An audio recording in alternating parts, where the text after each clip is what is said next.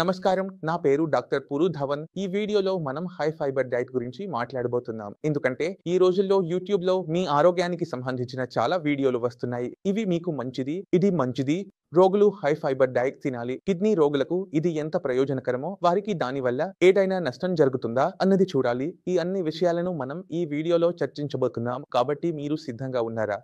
ప్రారంభిద్దాం. High fibre diet ఏ వ్యక్తికి అయినా మంచిది. సరే, కానీ కిడ్నీ రోగుల శరీరం సాధారణ శరీరం కాదు. ఈ వీడియోలో మనం ఈ అన్ని విషయాలను చర్చించబోతున్నాం. కాబట్టి మీరు సిద్ధంగా ఉన్నారా? ప్రారంభిద్దాం. హై ఫైబర్ డైట్ ఏ వ్యక్తికి అయినా మంచిది. సరే, కానీ కిడ్నీ ఫిల్టర్ రోగి శరీరం సాధారణ శరీరం కాదు. ఇప్పుడు అతని శరీరంలో కొన్ని విషయాలు జరుగుతున్నాయి. వాటిని మనం గమనించి ఆహారం తీసుకోవాలి. కిడ్నీ ఫిల్టర్ రోగి చాలా ఎక్కువ హై ప్రోటీన్ డైట్ తినలేడు. చికెన్ తినలేడు, చేపలు తినలేడు, మనసు పెట్టి తినకూడదు. అతను ఎంత ఎక్కువ ప్రోటీన్ తింటే అంత ఎక్కువ చేస్తాడు. ఇప్పుడు మనం హై ఫైబర్ డైట్ గురించి మాట్లాడితే, హై ఫైబర్ డైట్ ఎక్కడి నుండి వస్తుంది అని చూడాలి. అందువల్ల మీకు అవసరమైన ఫ్లూయిడ్స్, కూరగాయలు, చియా సీడ్స్, డ్రై ఫ్రూట్స్ ఇవన్నీ ఉన్నాయి. ఫైబర్ తీసుకోవడానికి అనుమతి ఉంది, కానీ మనం తినే వస్తువుల్లో ఫైబర్తో పాటు మరెన్నో ఉంటాయి. కాబట్టి ఫైబర్తో పాటు వాటిలో ఇంకెన్ని అంశాలు ఉన్నాయో దాన్ని గమనించి తినాలి. ఎందుకంటే మన ఫైబర్ రెండు రకాలుగా ఉంటాయి: సొల్యూబుల్ మరియు ఇన్సొల్యూబుల్. ఉదాహరణకు, ఎవరో మీకు ఫైబర్ కోసం తినమని చెప్పినట్లయితే ఆ వస్తువులో సొల్యూబుల్ ఫైబర్ ఉంటుంది, కానీ వాహనాల్లో ప్రొటెక్షన్ స్థాయి కూడా ఎక్కువగా ఉంటే అది మీకు నష్టం కలిగించవచ్చు.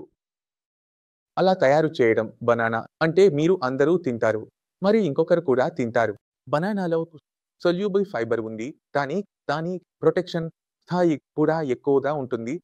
కాబట్టి మనం ఫైబర్ కోసం బనానా తినవచ్చు, కానీ ప్రొటెక్షన్ కోసం మాత్రం తినకూడదు. కాబట్టి ఇవి మనం గమనించాల్సిన చిన్న విషయాలు. ఇప్పుడు మనం ఏం తినాలి, ఎలా తినాలి అన్నది అర్థం చేసుకోవడం ప్రారంభిద్దాం. ఫైబర్ డైట్ కోసం ప్రత్యేక ప్లాన్ అవసరం లేదు. మీ కిచెన్లో ఉన్న కూరగాయలు హై ఫైబర్, కాబట్టి కూరగాయల పరిమాణం పెంచితే డైట్ ఆటోమేటిక్ గా హై ఫైబర్ అవుతుంది. ఉదాహరణకు, ప్లెయిన్ రొట్టె తింటే ఫైబర్ తక్కువ, కానీ గోబీ లేదా కూరగాయలు చేర్చితే హై ఫైబర్ అవుతుంది. ఈ హై ఫైబర్ రొట్టెను రోజంతా తినవచ్చు, నష్టం లేదు. మీరు ప్లెయిన్ రొట్టె తింటే అందులో ఫైబర్ తక్కువగా ఉంటుంది, కానీ అందులో గోబీ చేర్చితే లేదా కూరగాయలు చేర్చితే ఆ రొట్టె హై ఫైబర్ అవుతుంది. ఇప్పుడు ఈ హై ఫైబర్ రొట్టెను మీరు రోజంతా తినవచ్చు. ఎలాంటి నష్టం? ప్లెయిన్ రొట్టెకి ఉన్న రుచి కూడా మారిపోతుంది. కాబట్టి ఈ హై ఫైబర్ రొట్టెను మీరు రోజంతా ఎంతైనా తినవచ్చు. దానికి ఎలాంటి నష్టం ఉండదు. రొట్టె రుచి మారుతుంది, ఆరోగ్యకరంగా గట్ ఆరోగ్యం మెరుగుపడుతుంది. ఇది మరింత ఆరోగ్యకరమైన మరియు పోషకమైనదిగా మారుతుంది, మరియు మీ గట్ ఆరోగ్యం బాగానే ఉంటుంది. కాబట్టి ఈ చిన్న మార్పు మీ శరీరంలో ఎక్కువ ఫైబర్, విటమిన్లు తీసుకువస్తుంది, మొత్తం శరీరంలో వ్యాపిస్తుంది, మరియు శరీరంలో ఏ రకమైన లోటు కూడా ఉండదు. రెండవ విషయం, మీరు ఆహారాన్ని మారుస్తూ ఉండకూడదు. మనం తరచుగా చెబుతాం, కూరగాయలపై కొంచెం ఎక్కువగా దృష్టి పెట్టాలి. అందులో పెత, బంగాళాదుంప, తర్రలు కూడా ఉన్నాయి. ఇంట్లో ఉన్న కూరగాయలన్నీ అందులో వేసుకుంటున్నారు. ఇలా రెండు రకాల కూరగాయలు ఉంటాయి, ఒకటి పొడి, మరొకటి తడి. పొడిలో మీకు ఫసా ఐడియా వచ్చింది. Mix vegetable. మేము ఇంకో విషయం తింటాము, అది చాలా రుచికరంగా ఉంటుంది. మిక్స్ వెజిటబుల్తో పాటు అది సాంబార్. ఈ సాంబార్ను మీరు వారానికి 2 నుంచి 3 వరకు సార్లు లేదా ప్రతిరోజు తినాలనుకుంటే రోజూ తినవచ్చు. అందులో ఎలాంటి నిషేధం లేదు. మీరు దీన్ని తీసుకోవచ్చు. మీరు కేవలం గమనించాల్సింది ఏమిటంటే, ఇందులో కట్టాస కోసం ఇమ్లీ వేసరు. ఆ ఇమ్లీని తీసేసి అక్కడ అనార దానాలు ఉంటాయి, అవి తీసుకోవడం ప్రారంభించండి. ఇమ్లీ సాంబార్లో ఉన్న నెగటివ్ ఇంపాక్ట్ కూడా రద్దు అవుతుంది. దీనివల్ల మీలో ఏమి జరుగుతుంది అంటే, హై ఫైబర్ ఆహారం మీలోకి వెళ్తుంది, మీ లోషన్ కూడా బాగా పనిచేస్తుంది, మీకు టీసు కూడా వస్తుంది, మీ శరీరంలో మంచి పరిమాణంలో చేరుతుంది. మనం సాయంత్రం గురించి మాట్లాడినప్పుడు ఆలోచించకుండా చూడండి. పేషెంట్ యొక్క రెండవ కోణం ఏమిటి? డాక్టర్ సార్, నారెల్ చట్నీ తినండి లేదా టమాటో చట్నీ తినండి. కిడ్నీ ఫెయిల్యూర్ ఉన్న పేషెంట్ అయితే నారెల్ చట్నీ లేదా టమాటో చట్నీ అందుబాటులో ఉండదు. ఎందుకంటే ఈ రెండు చట్నీలలో పశ్చిమం పొటాషియం స్థాయి ఎక్కువగా ఉంటుంది. ఇది మీకు ప్రమాదకరం. లేదా టమాటో చట్నీ కిడ్నీ ఫెయిల్యూర్ ఉన్న పేషెంట్కు పూర్తిగా నిషేధించబడింది. అందువల్ల టమాటో, మిర్చి, ధనియాలు, నారెల్ లేదా మూంగ్ఫలీ వంటి అన్ని చట్నీలు పేషెంట్ తినలేవు. ఒక పేషెంట్ చెప్పినట్లయితే, లేదు నేను తినాలి, చట్నీలు తినాలి, నేను కూడా తింటాను, పాప కూడా తింటాను. చూద్దాం. పేషెంట్ శరీరంలో 2 మార్పులు రావడానికి అవకాశం చాలా పెరుగుతుంది. తదుపరి రోజున పేషెంట్‌కు ఈ సమస్యలు ఉండవచ్చు. లేదా పేషెంట్ యొక్క బీపీ స్థాయి చాలా పెరిగిపోతుంది. లేదా పేషెంట్ శరీరంలో చాలా ఎక్కువగా స్వెల్లింగ్, నీరు చేరడం ప్రారంభమవుతుంది. కాబట్టి మీ శరీరంలో ఉప్పు పరిమాణం ఎక్కువగా ఉంటే శరీరంలో 2 విషయాలు జరుగుతాయి. బీపీ పెరుగుతుంది లేదా స్వెల్లింగ్ వస్తుంది. మరియు శరీరంలో స్వెల్లింగ్ వస్తున్నప్పుడు, నీరు చేరుతున్నప్పుడు మీ ఊపిరితిత్తులు నిండే అవకాశం ఉంటుంది. ఊపిరి తీసుకోవడంలో కష్టాలు ఉండవచ్చు. ఆసుపత్రికి వెళ్లాల్సి వస్తుంది. కాబట్టి ఈ కారణంగా మీ ఆహారంలో ఉప్పు పరిమాణాన్ని తగ్గించడానికి చట్నీలు, ఆచార్, పాపడ్లను పూర్తిగా నివారించాలి. అస్సలు తాకడం లేదు. ఎందుకంటే దీన్ని ఇచ్చిన తర్వాత కాంప్లికేషన్లు వస్తాయి. ఇప్పుడు మేము మళ్ళీ మా టాపిక్ పై వస్తున్నాము. కూరగాయల గురించి మేము మాట్లాడుకున్నాం. ఇప్పుడు మేము పండ్లపై వెళ్ళాం. కానీ మాకు ఎలాంటి పండ్లు ఎంచుకోవాలో తెలుసుకోవాలి. అవి కిడ్నీకి అనుకూలంగా ఉండాలి. కాబట్టి అన్ని పండ్లు కంగా ఉంటాయి. కానీ పండినప్పుడు తీపిగా మారుతాయి. అవి తయారు చేయాలి. పచ్చి మామిడికాయలాగా పులుపు, పండిన తీపి తినకూడదు. అలా నారింజ, మౌసమి, కిను ఉన్నాయి.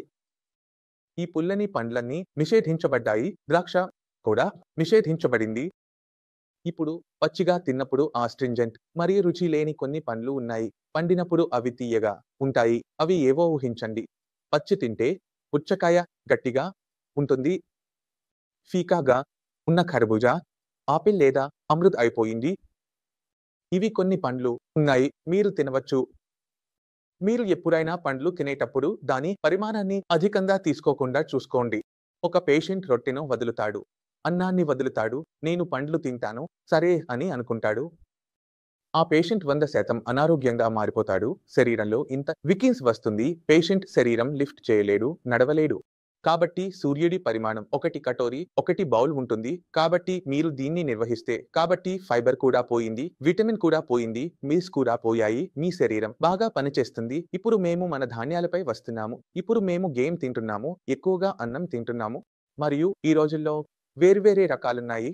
మా మార్కెట్లో కొత్త రకాల ఖరీదైన ధాన్యాలు వస్తున్నాయి. వాటిని చాలా బాగా ప్రమోట్ చేస్తున్నారు. నేను అన్ని విషయాలను చూస్తున్నాను. ఈ ధాన్యాలను మీరు తినవచ్చు. ప్రతిరోజు ఎందుకు కాదు? ఎందుకంటే మీ శరీరంలో కేలరీలు ఎలా చేరతాయి? మీరు చాలా హై-ఫై ఆహారం తింటే చనాదాల్ తింటున్నారా లేదా ఏమిటి? గోధుమలు తినడం లేదు అంటే మీ బరువు తగ్గుతుంది. ఒక బలమైన వ్యక్తి నాలాగా బరువు తగ్గుతాడు. సరే, అర్థమవుతుంది. నేను అదనంగా ఇవ్వగలను. కానీ కిడ్నీ ఫిల్టర్ పేషెంట్ బరువు తగ్గుతున్నప్పుడు అది అతని అత్యంత పెద్ద తప్పులలో ఒకటి అవుతుంది. మీరు కాదు, కొంత సమయం తర్వాత అవుతుంది. ఎందుకు అవుతుంది? అది అర్థం చేసుకోవడానికి ప్రయత్నిస్తాము. మీ శరీర బరువు ఎక్కడ నుండి వస్తుంది? మీ మసిల నుండి, మీ శరీరంలో కొవ్వు నుండి, ఎముకల నుండి. మీ శరీరం బరువు తగ్గడం ప్రారంభిస్తే మీ శరీరంలో బలహీనత వస్తుంది మరియు ఈ బలహీనత మీకు మరింత అనారోగ్యాన్ని కలిగిస్తుంది. రెండవ విషయం, డయాలిసిస్ ఎప్పుడు అవసరం అవుతుందో తెలియదు. వేగంగా జ్వరం వస్తే 103, 100, 104 వంటి పరిస్థితుల్లో ఆసుపత్రికి వెళ్ళాలి. డాక్టర్ డయాలిసిస్ లో కొరత లేదు అంటారు. కానీ పేషెంట్ కి డయాలిసిస్ చేస్తే అంతా ముగిసిపోతుంది. కాబట్టి బరువు తక్కువగా ఉండే శరీరంలో బలహీనత ఉండే పరిస్థితికి చేరకండి. పేషెంట్ కి డయాలిసిస్ పరిస్థితుల్లో ఉండదు. కాబట్టి మీ బరువు చాలా తక్కువ, శరీరంలో చాలా బలహీనత ఉన్న పరిస్థితిని ఎప్పుడూ చేరుకోకండి. అటువంటి రోగి యొక్క డయాలిసిస్ ఎటువంటి అత్యవసర పరిస్థితుల్లో కూడా చేయలేము. మీరు రోగి జీవించలేరు. రోగి ఆలస్యం అవుతుంది. ఏజెన్సీకి శరీరం రెడీ కాకపోతే అది ఎమర్జెన్సీ ముగిసిపోయింది కదా, మనం కాపాడలేము. కాబట్టి మీరు మీ శరీరాన్ని ఎంతగా ఆరోగ్యంగా ఉంచాలి, మీ డైట్‌ని సమతుల్యంగా ఉంచాలి. కొన్ని విషయాలు ఉన్నాయి. వాటి గురించి మేము చెప్పే కొన్ని కారణాలు ఉన్నాయి. నేను చాయ్ లేదా కాఫీ తయారు చేస్తున్నప్పుడు నేను ఇష్టంగా మానుతున్నాను అని కాదు. అది నా బలవంతమైన పరిస్థితి. నా పరిస్థితి నేను మీకు చెప్పాలనుకుంటున్నాను. మీ కిడ్నీ ఫంక్షనింగ్ మెరుగుపరచడం కోసం నేను ఆ ఆహారాన్ని మానవలసి ఉంటుంది. మీరు నా పక్కన ఉండాలి. మీరు అర్థం చేసుకోవాలి. మీ మనసులో సందేహాలు ఉంటే వాటిని క్లియర్ చేసుకోండి. కానీ తప్పులు చేయకండి. అవి తెలుసుకుని చేయకండి. అనుకోకుండా చేసిన తప్పులు క్షమించబడతాయి, కానీ తప్పులు ఎప్పుడూ క్షమించబడవు. కాబట్టి ఈ తప్పులు చేయకండి. నేను ఆశిస్తున్నాను ఈ వీడియోలో కిడ్నీ ఫిల్టర్ పేషెంట్లకు ఈ రోజుల్లో వచ్చే మరో ప్రశ్నకు మేము సమాధానం ఇచ్చాము. వారు ఫైబర్‌లో ఏమి తినాలి, ఏమి తినకూడదు అయినా మీ మనసులో ఒక జాబితా తయారు చేసుకోండి. మీరు ఏ ఏ వస్తువులు తినాలనుకుంటున్నారు మరియు మీరు ఎప్పుడైనా నా దగ్గర రాగానే నేను వెంటనే చెప్పేస్తాను. ఇది తినాలి, ఇది తినకూడదు, ఏమి తినాలి, ఎందుకు తినకూడదు. మీరు నా వెంట 10 నిమిషాలు కూర్చుంటే నేను క్లిక్ చేసి చెప్పేస్తాను. ఇది కొనసాగించడానికి అనుమతి కోరుతున్నాను. మేము తదుపరి వీడియోలో కలుస్తాము. అప్పటి వరకు నమస్కారం.